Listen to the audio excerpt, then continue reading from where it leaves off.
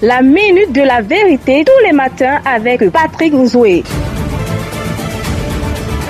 Se faire une place sous le soleil au pays n'est pas chose facile pour la jeunesse camerounaise, bien que issue d'une formation dans des prestigieuses écoles publiques et privées, ce qui n'est pas d'ailleurs facile pour y accéder. Dans certaines écoles, nul n'entre ici s'il n'est tenu par un parent. Et au terme de votre parcours, c'est le même parent qui vous conduit, même si l'étudiant en question n'a pas été brillant, comme le confirment certains résultats. Celui-ci sera alors mis à la disposition d'un poste pour un bilan catastrophique à la longue, pendant que la compétence est rangée dans les tiroirs. Des jeunes formés qualifiés croupissent dans la misère, bac plus 1, 2 et 3.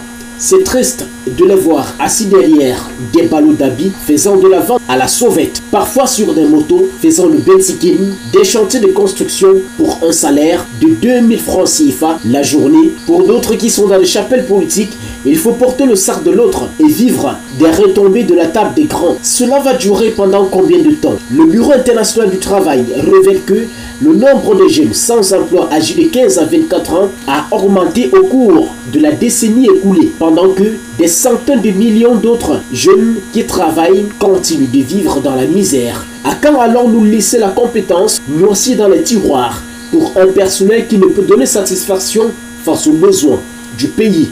Pourquoi allons-nous donc dans ces écoles, payant des centaines de mille pour revenir au quartier, subir la moquerie des autres? Eh bien, l'on ne perd rien à attendre ce jour-là où tous les témoins auront droit à la parole, lorsque ces enfants adultérins subiront le sort de la nature qui a horreur du vide. Excellente journée et à demain.